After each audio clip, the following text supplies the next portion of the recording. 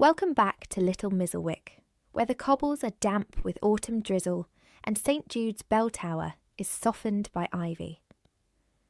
This evening's story is the anonymous thank you. It begins, as so many village mysteries do, with Nora Field at her noticeboard, a canvas bag against her hip and a tin of drawing pins in her hand. Pinned there is a card she did not place herself, written in a hand she does not recognise. Settle in. The village is paying attention. The mystery note appears.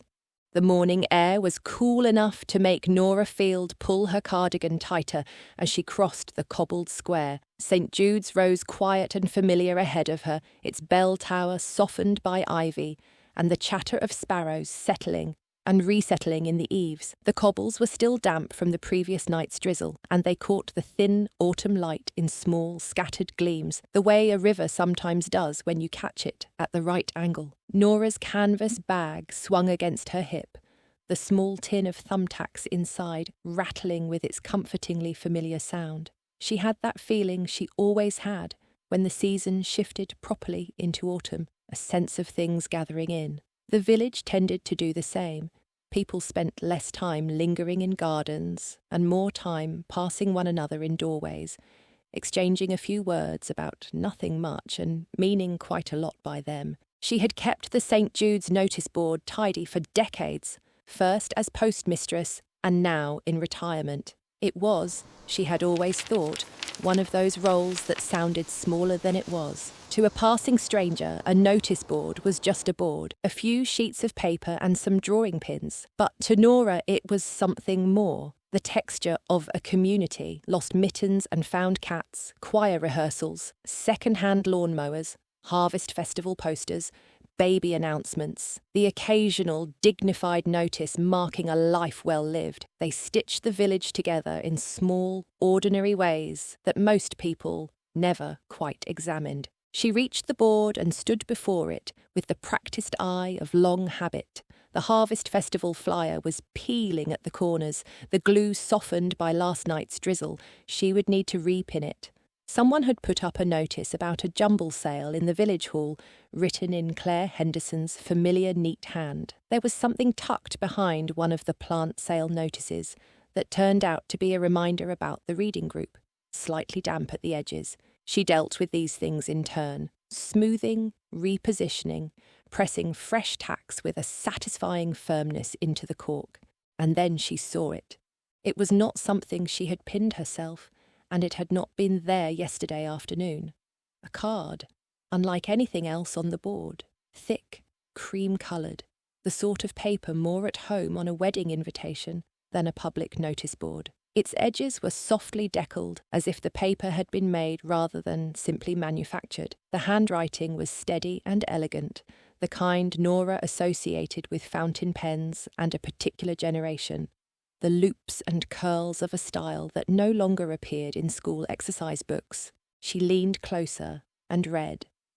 To the kind soul who reunited Barnaby with his family near the old mill pond, your compassion shines brightly. Thank you.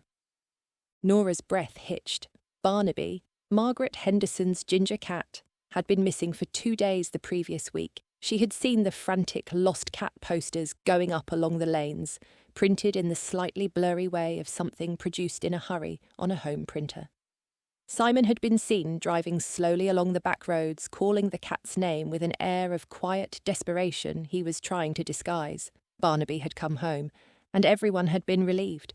But the question of who had found him and returned him had not, as far as Nora could recall, been properly answered. Someone had noticed. Someone had gone to the considerable trouble of writing a note on rather beautiful paper and pinning it to the village notice board, not as a boast or a performance, but as a quiet, considered act of acknowledgement. Nora read the card again. Then she stood back and looked at it against the rest of the board. It gleamed faintly, an elegant thing among the jumble of printed notices and handwritten slips. It had an unhurried quality. It was not competing for attention. It simply was. She adjusted the tack, pressing it firmly, and spent another moment just looking. By 9 o'clock, word had already begun to travel. As word always did in Little Mizzlewick, along paths that owed nothing to planning, and everything to the natural rhythms of a village morning. The baker's delivery was made. Alfie Crane passed on his round. Sarah Logan opened the general shop, saw a small cluster of 3 people she did not normally see standing together near the church noticeboard, and was out of the door to investigate within a matter of minutes. Major Burns was crossing the square on his morning constitutional, boots ringing against the cobbles with the regularity of a metronome. He stopped before the board, stood as straight as if someone were inspecting him rather than the other way around, and read the card. "Nonsense," he announced. To no one in particular, though there were at least 2 people within earshot. Foolish frippery. He strode off down the lane that led past the post office. He was back within the hour, and he looked at the card a second time, more carefully, reading it through properly, though he would not have thanked you for observing that he had done so. As the morning wore on, the card continued its quiet work. It was the kind of thing that spread not through announcement, but through the simple accumulation of individual moments. One person stops, reads, mentions it to the next person they encounter, and so on, until by lunchtime it has become a common point of reference without anyone having made a particular effort to broadcast it. By tea time, it had been the subject of 3 conversations in the post office, 5 in the shop queue at Sarah's, and at least 2 at the allotments, where Major Burns mentioned, for the second time and with great emphasis, that it was ridiculous nonsense, while contriving to face in the direction of the square where the board was visible at some distance. That evening, the snug of the Shepherd's Crook filled in the natural way it always did on a weekday evening, people arriving singly and in pairs, settling into the particular chair or corner they had unconsciously claimed as their own over years of habit. Arthur Grimshaw was behind the bar, polishing glasses with the unhurried thoroughness that marked his particular approach to life. He appeared entirely uninterested in the conversation flowing around him. His ears, however, were taking in every word. Sarah Logan, occupying the corner seat she preferred, recounted her first sight of the card with a precision and enthusiasm that gave Nora, sitting nearby, the impression she had already told it twice, and was enjoying the telling rather more each time. Alfie Crane wondered aloud whether it had appeared overnight. June Marsh, who had been at the allotments and missed the morning discovery entirely, listened with an expression that suggested she was reserving judgment on the whole business while being thoroughly interested in the facts. Even Leo Turnbull was there, filming discreetly on his phone from the far end of the bar, with the focused expression of a man who believes himself to be invisible, and telling anyone who caught his eye that this was absolutely going on the channel, promising his 17 subscribers what he described with characteristic earnestness as a proper mystery for the week. A simple card, pinned to a board, had rippled through the whole village in a single day. Over the following days, the board changed in character. The first note was not an anomaly. Another appeared, thanking a neighbour who had quietly mended an elderly woman's leaking guttering after the last bout of autumn rain, having neither asked to do so nor mentioned afterwards that he had. Then a third, praising a young lad who had returned a dropped purse at the bus stop, its contents entirely untouched. Each note shared the same distinctive paper, the same elegant script, the same understated tone. Each was concise, each was heartfelt. Not one of them bore a name. Nora found herself making small detours each morning just to check the board. She noticed that others were doing the same. People who had no particular business near St Jude's were finding reasons to pass that way. The village, usually a predictable rhythm of daily routine, hummed now with an undercurrent of gentle curiosity that was rather pleasant to be part of. In the bakery, "Have you seen the new one?" had replaced the weather as an opening gambit. At the post office, people lingered to speculate. At the general shop, Sarah had quietly established herself as the keeper of the running count and could tell you, with some accuracy, how many notes there had been, when each had appeared, and who had featured in them. Nora felt a warm pleasure in all of this. There was something to it beyond mere curiosity. The notes were prompting people to look at one another with slightly more attention, to notice the small decencies that usually went unmarked. The village felt, in some way she could not easily have articulated, a little more itself than usual. But underneath the warmth was something smaller and more specific, a pull she could not quite account for. She found herself watching people rather more carefully than usual, looking for a smudge of ink at a finger's edge, an expression that flickered and steadied, something she could not name. Whoever was writing these notes had woven something genuinely warm and quietly unexpected into the fabric of ordinary days, and Nora, without making a particular decision, found that she very much wanted to know who it was. She gathered 2 of the notes carefully, slipping them into the back of the book she was carrying. Then she went to see Eleanor Vance. The first clues. Eleanor's sitting room was the particular kind of quiet that belongs to houses with a great many books, a dense, settled quiet, as though the air itself were slightly heavier and more considered than elsewhere. Eleanor was at her writing table near the window that looked out onto the green, a crossword open beside a cup of tea. She looked up when Nora came in, registered the expression on her face, and folded the newspaper without being asked. Nora set the 2 notes on the table side by side. Eleanor's gaze sharpened at once. She did not touch them immediately. She simply looked, which was, Nora had observed over many years, how Eleanor approached most things worth examining. Then she lifted one and turned it slowly in the light from the window, tilting it at different angles. The paper has a distinct tooth to the surface, not rough, but textured, and there is almost certainly a watermark. She held it higher. Yes, faint, but it is there. She set it down and considered the ink. A sepia tone, or very close to it, not a standard blue-black or plain black, and the consistency of the strokes suggests a nib rather than a modern pen. Variable pressure, broad on the downstroke, finer on the upstroke. You can see it clearly in the capital letters. So not mass-produced stationery, Nora said. Not at all. Someone with access to quality materials and a handwriting that comes from long practice. This is not something you acquire recently. She traced the curve of a capital letter with the very tip of her thumb, not quite touching. The letter forms are calligraphic, but not self-consciously so. The writer is not showing off. This is simply how they write. A small, measured expression crossed her face, something between a smile and concentration. That is rather interesting. It is, isn't it? Nora leaned forward. So we find out who it is. They deserve to know how much their notes mean, even if it stays between us. The paper is the most specific clue, Eleanor said. There is only one place in Little Mizzlewick that stocks quality correspondence materials. The stationery shop is the obvious starting point. She picked up the second note and read its text. And the acts of kindness. Some involve people who live close to the square, some further out. The writer is observant and moves through the village regularly. They notice things that others do not think to remark upon. Nora nodded.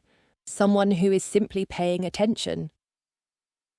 Equality, Eleanor said, with a dry look that encompassed the village generally. Not entirely uncommon here. She set the note down and folded her hands. The calligraphy group meets on Thursdays in the village hall, a small one. Mrs Gable is a member, I believe, and 1 or 2 others whose names I could not immediately provide. If the hand is as practised as this suggests, the writer has been doing it for decades, long enough for it to be unremarkable to them. So we start with the stationery shop, Nora said. See what Graham can tell us about the paper, then work from there. Yes, Eleanor said.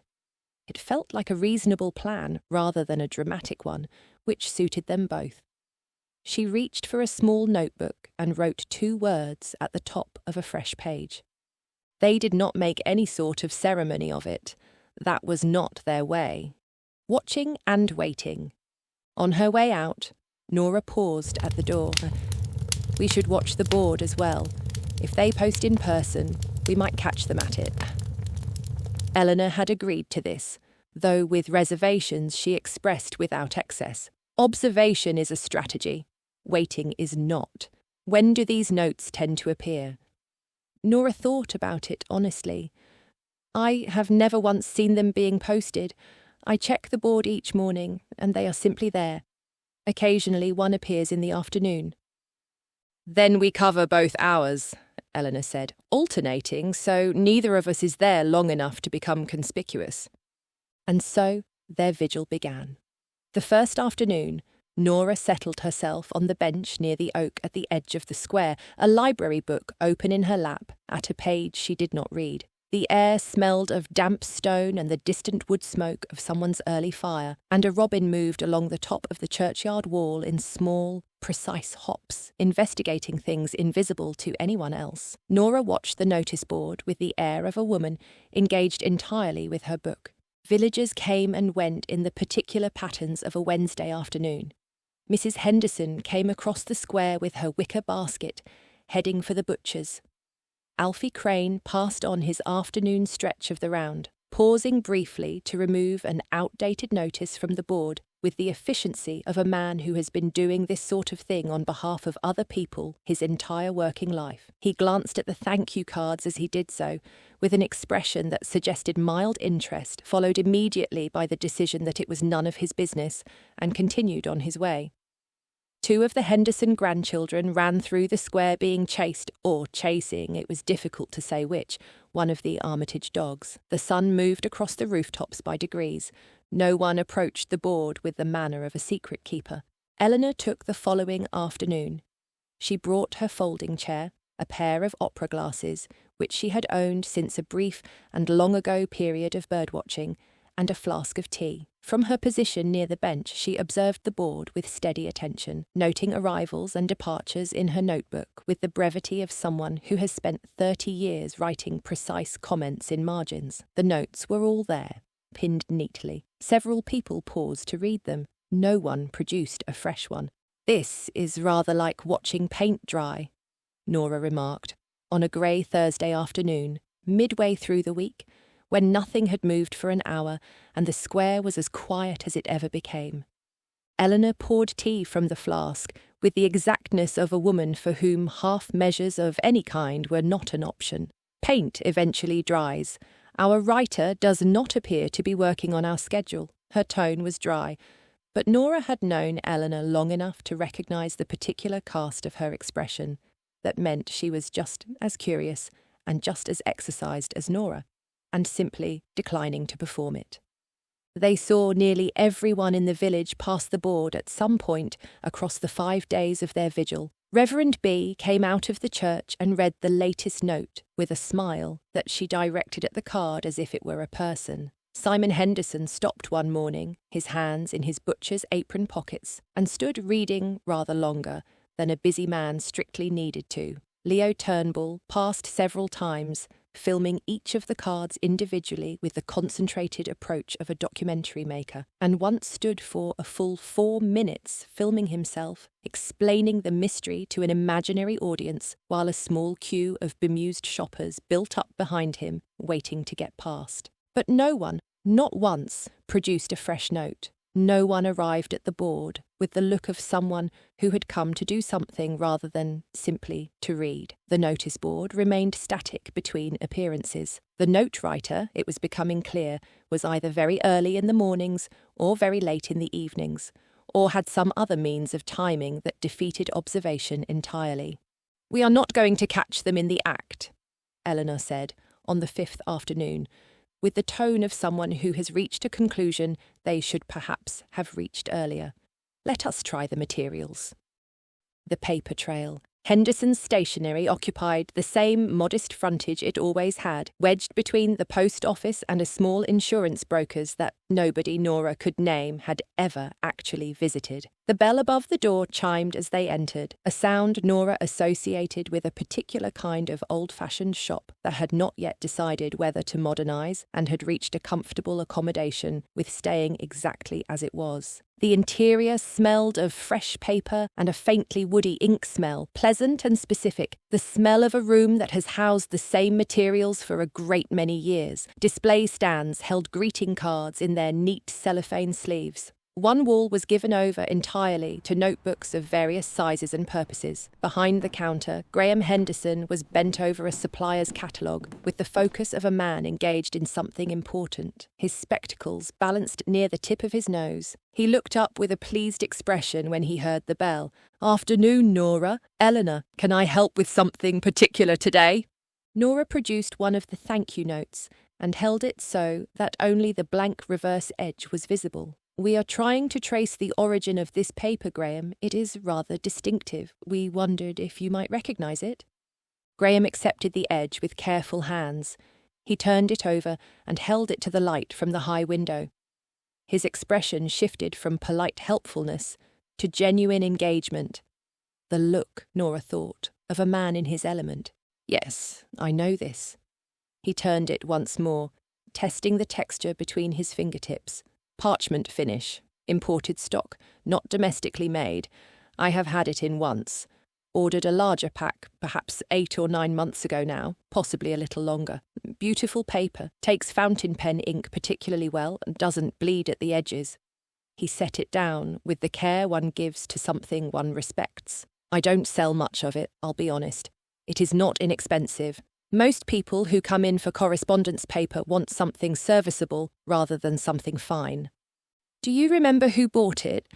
Eleanor asked. Graham's gaze drifted upward in the manner of a man genuinely consulting his memory rather than playing for time. His expression moved through several stages of recollection before arriving somewhere approximate. "One buyer, I believe, possibly 2. The main purchase, an older person. I can say that with some confidence. Not elderly, but well past middle years. Very particular about the shade of cream, wanted to see it in proper light rather than under the shop lights. Came in knowing what they wanted, or at least knowing what quality of thing they wanted. For correspondence, they said. Not a casual purchase. They took their time."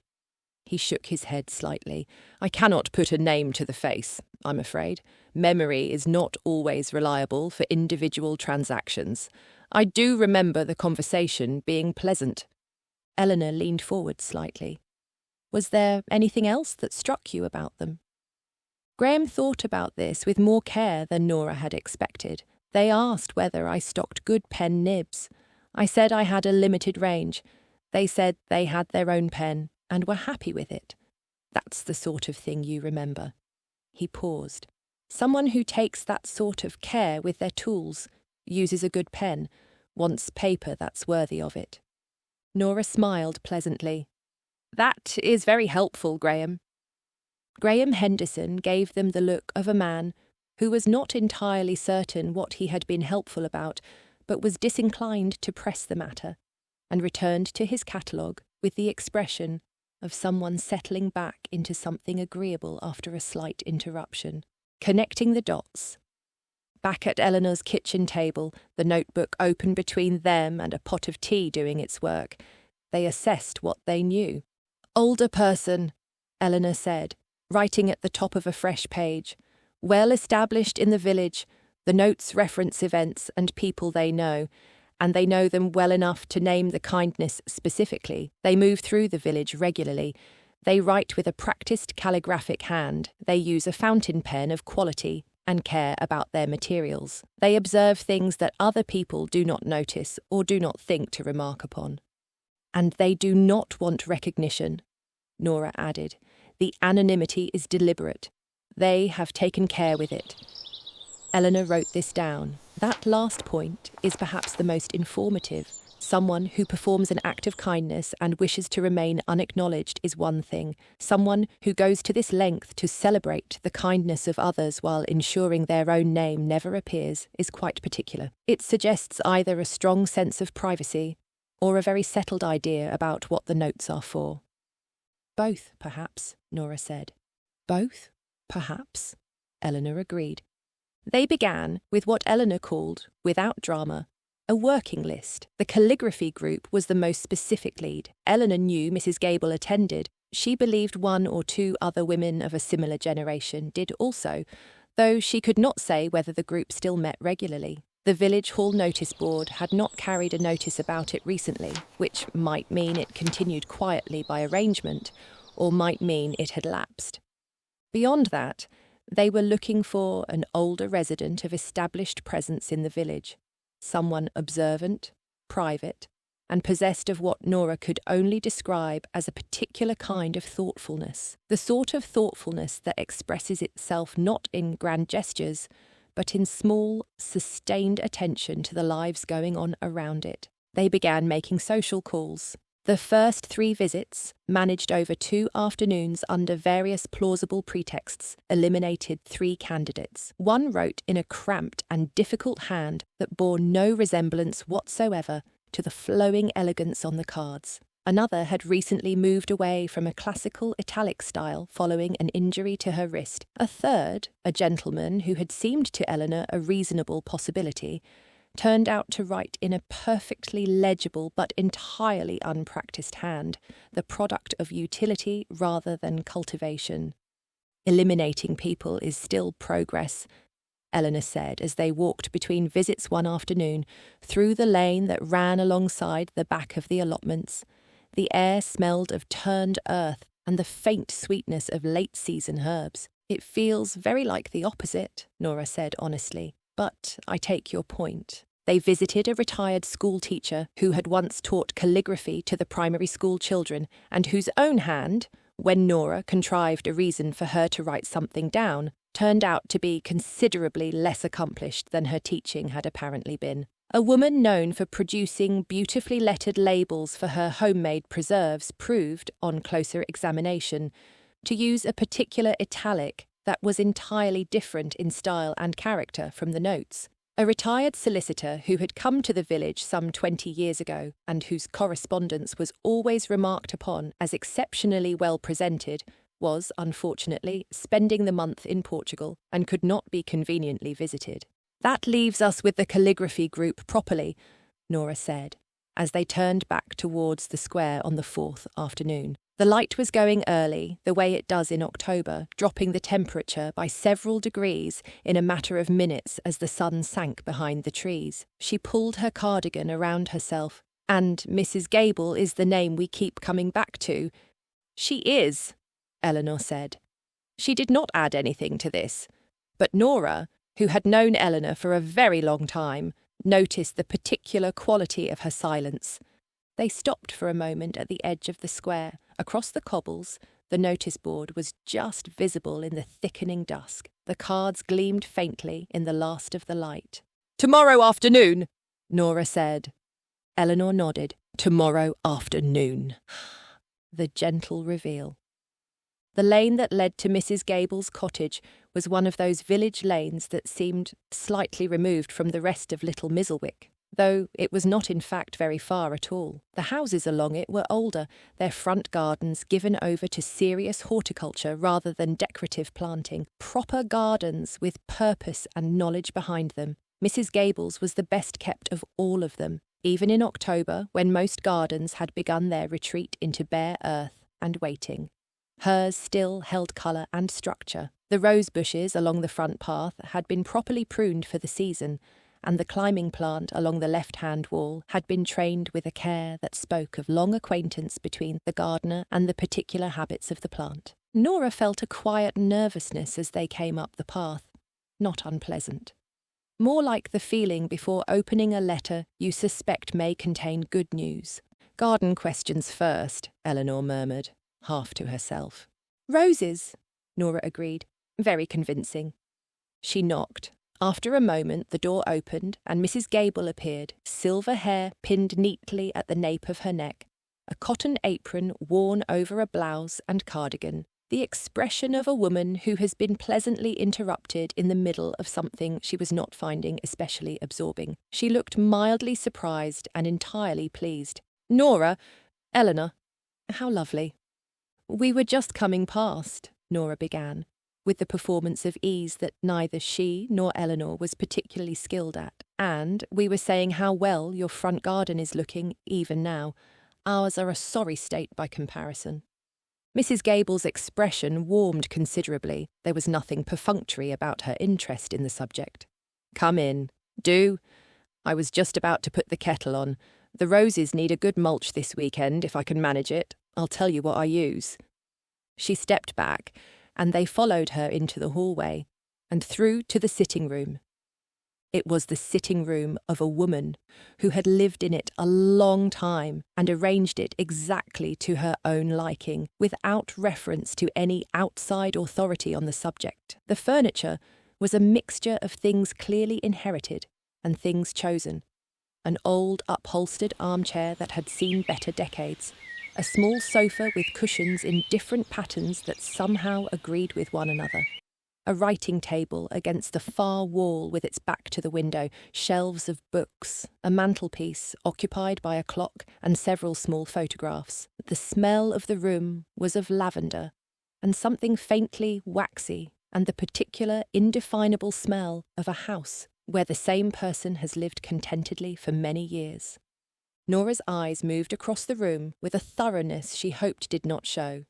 She looked at the writing table, she looked at the shelves, she looked at the small side table between the armchair and the bookcase. Then she saw it. On the side table, between a stack of gardening reference books and a porcelain cup with a dried arrangement of honesty pods in it, lay a neat pile of thick cream paper. Exactly that shade, exactly that texture. Beside it, resting on a square of dark velvet that had been folded to make a small pad, was a pen. Its barrel was iridescent in the afternoon light, the particular quality of shine that belongs to old tortoise shell or a very fine resin. The nib was broad and flat, unmistakably a calligraphy nib, and it had caught a small point of light that drew the eye immediately. Nora pressed her elbow gently, but quite deliberately, against Eleanor's arm. Eleanor looked at the paper, precisely, and then at the pen. Then she looked at Nora. The expression on Eleanor's face was not triumph. It was something quieter and more private than that, a small, complete acknowledgement. Mrs Gable, who had gone towards the kitchen and then paused, came back into the room. She was an attentive woman, and she noticed the direction of their gaze. She looked from the side table to their faces, and then back to the side table. Her gentle expression held its shape for a moment, then settled into something softer and a little weary, and not, it seemed to Nora, particularly surprised. "Ah," she said quietly, "you've found my little secret, haven't you?" It was not quite a question. She said it with the tone of someone acknowledging an inevitability rather than confronting an accusation. She sat down in the armchair with the careful ease of a woman who has learned to lower herself into a chair without making a ceremony of it. "I thought someone would eventually. You two are rather observant." A small, wry expression. "Both of you, in your different ways." She glanced at the side table. "Yes, it's me. I'm the one leaving the notes." Neither Nora nor Eleanor spoke immediately. They sat down on the sofa, which was closer and more comfortable than it looked. "But why?" Nora asked after a moment. She said it gently, not accusingly, a genuine question, asked with care. Mrs Gable's gaze moved to the window. Beyond the glass, the rose garden was lit in the low amber of the late afternoon, the shapes of the pruned bushes casting long shadows across the pale gravel. She was quiet for a moment, not because she was deciding whether to answer, but because she was finding the right place to begin. "When my husband died," she said, "people were kind in 100 quiet ways, not all at once, not in any organised fashion, just quietly. Reverend B came and sat with me in the evenings so that I did not have to face the silence alone. She did not talk unless I wanted to talk. She just sat. Sarah brought soup and bread without being asked and without making a fuss about it, 2 or 3 times a week for a month. Arthur sent Alfie round with a parcel now and then, said it was on the house, and would not hear otherwise. The Armitages left vegetables on the doorstep. Graham put a note through the door about something entirely trivial, I think about a delivery, but I understood what it was really for." She paused. Outside, a bird moved in the rose bushes with a small rustling sound. Not one of them asked for thanks, not one of them expected it, and I found, after a time, that I had no way to give it that felt proportionate to what they had done. You cannot repay that kind of kindness with a card and a bunch of flowers. It is too large. So I thought, well, I cannot repay it, but I can notice other things. I can pay attention to the small decencies that go unremarked every day in this village, and I can mark them. Words spoken fade, words written stay. She looked at them both steadily. I began with one card, then another, and then it became a habit, a quiet pleasure. Nora felt the particular tightness that gathers at the back of the throat before tears you had not prepared for.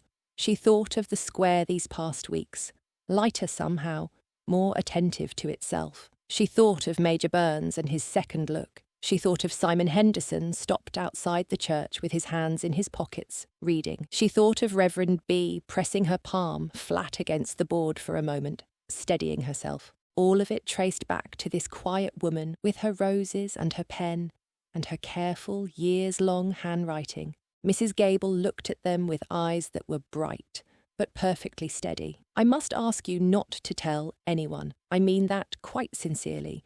The notes are not about me. They are about the people they celebrate. If my name were attached, the whole thing would shift into something else, and I do not want that. The village finding a little warmth in itself is the point. I am not the point. Eleanor inclined her head with the gravity of someone who takes a promise seriously because they intend to keep it. You have our word. Nora added more quietly, and our thanks. Mrs Gable looked at her for a moment, and something in her expression shifted, a slight relaxing, as of something held for a long time being set down. Then she smiled. It was a real smile, the kind that takes up rather more of a face than a polite one, and that arrives slightly unexpectedly. "Well," she said, "that is settled. Now, who takes milk in their tea?" A village full of smiles. They walked home slowly afterwards, Nora and Eleanor taking the long way around the square rather than cutting directly across it. The sun was well behind the rooftops by then, and the air had developed the particular cool of an October evening that smells of wood smoke and damp leaves and something else, some quality that is simply autumn in a village in England, and has no better name than that. Children's voices carried somewhere over a garden hedge, receding as they went. Neither woman spoke for some time. It was the kind of silence that does not need filling. The noticeboard was still just visible as they passed the corner of the church. Nora looked at it and felt something she could not have entirely explained, a tenderness towards it that was slightly different in character from the feeling she had always had. She had tended the board for decades and thought of it as her responsibility, her small domain. Now she thought of it as something more complicated and more precious, a place where a particular private kindness was being performed, quietly and consistently, without audience and without reward. She was the guardian of a board that was itself, unbeknownst to the village, the expression of something very fine in one of its inhabitants. The secret was theirs, and they would keep it. In the days that followed, Nora found she watched the square with a new quality of attention, not the watchfulness of investigation, which had a forward-leaning restlessness to it, but something steadier, the attention of someone who knows what they are looking at and finds it genuinely worth looking at. She noticed things she might have noticed before, but now saw differently. Reverend B paused at the board one morning on her way into the church and read the latest note, and stood still for a moment, with her hand rested flat against the board's frame, as if the stillness were itself a response. Then she went inside. Nora, who had been straightening a notice about the reading group, waited until she had gone and then looked at the note herself. It thanked the unnamed person who had stayed behind after the harvest festival to help stack chairs and sweep the floor without being asked, and who had done so quietly that hardly anyone had noticed they were doing it. Simon Henderson stopped one grey morning at the board and read a note that thanked the village butcher for delivering an order to a housebound neighbour without charge, on a day when the weather had made leaving the house impossible. He read it twice, as far as Nora could tell. His expression was difficult to read. Not quite embarrassed, not quite pleased, something in between those two things that did not have a simple name. He straightened up looked at the board a moment longer, and went on his way. Major Burns had developed what could only be described as a relationship with the board.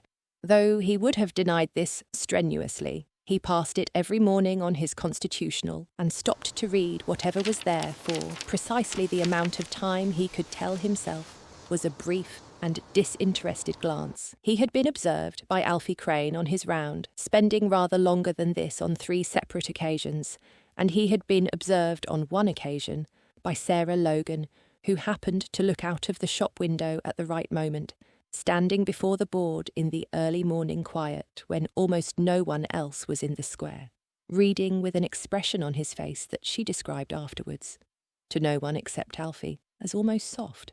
Almost, Alfie had said. Mind you, he'd have to be. The notes continued to appear.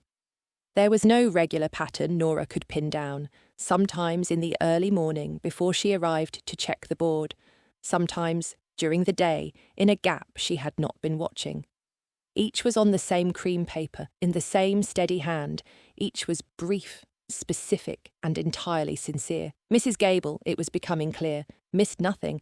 She had seen and thought about and put into words more of the texture of daily decency in Little Mizzlewick than anyone else had thought to observe or to mark. Nora and Eleanor developed a small private ritual between them. When a new note appeared, one of them would find the other before the morning was out. They would read it together or exchange a brief look if they happened to encounter one another near the board. No ceremony, no particular words, just the shared knowledge of a thing worth knowing, held between 2 people who understood what it meant. Once, on a blustery Tuesday in the middle of October, they arrived at the board at almost exactly the same moment, from opposite directions across the square, and found a new note that thanked the unnamed person who had cleared the autumn leaves from the path outside the church 2 mornings running, without being asked or observed. They stood side by side and read it. The wind was making the corner of the card lift slightly against its pin. Eleanor made a small sound, low and dry, an exhalation that was not quite a laugh, but carried the feeling of one. Nora pressed her lips together and looked away across the square, which had the effect of making the not laughing considerably more difficult. They stood there a moment in the autumn wind outside St Jude's, 2 women who knew something the rest of the village did not, trying to behave themselves. It passed. They collected themselves and went their separate ways. Later that week, over tea at Eleanor's, neither of them mentioned it directly, but there was a quality to the afternoon, a warmth of shared understanding that needed no mention. Through all of this, Nora felt her role as keeper of the noticeboard in a new light. She had always taken it seriously in the practical sense, keeping the board tidy, ensuring notices were current, removing things that had done their work. She still did all of this, but she did it now with an additional layer of attention. She checked that the cream cards were sheltered from the worst of the damp, tacking a small strip of card across the top of each to keep the rain off the edge. She took care, when repositioning things, not to obscure them or pin anything over them that might crowd them out. She polished the glass cover of the board when the autumn weather left it blurry with moisture. On a wet morning, in the last week of October, she found that the first note, the one about Barnaby the ginger cat and the old mill pond, had reached the end of its usefulness on the board. The drizzle had found its way behind the glass, and the cream paper had begun to soften and lift at the corner. The ink was smudged at one edge, but the words were still, if Nora leaned close enough, legible. She eased it free with careful fingers, working the tack out gently so as not to tear the paper. She held it in her palm a moment. The card was lighter than she expected, softened by weeks of being read and looked at and considered, the paper gone slightly translucent at the edges with the weather. It had done its work, she thought. It had been the beginning of something. The village was a little warmer for it, a little more conscious of its own daily goodness, even if no one could have said precisely why. She could have put it in the bin. That would have been perfectly reasonable. Notices were not kept. They were replaced. Instead, she opened the little tin of thumbtacks she always carried in her canvas bag. She looked at the brass pins rattling against the inside of the lid, considered for a moment, and then slipped the card carefully inside, folding it just enough to fit without creasing it badly. She closed the lid and put the tin back in her bag. The board was clean and fresh again now, the remaining notes pinned straight, the new spaces waiting. She looked at it for a moment in the grey October morning, the square quiet around her, the sparrows resettling in the eaves of St Jude's after the disturbance of her arrival. Nora picked up her bag, straightened her cardigan, and turned to cross the cobbled square. Thank you for spending this quiet hour in Little Mizzlewick, and for keeping company with Nora and Eleanor among the small, careful kindnesses of an English autumn. If something in the story stayed with you, a note, a face, a passing thought, do leave a word in the comments. We always love to hear what you noticed. A Little Mizzlewick story from Once Otherwhere, where small stories have big hearts.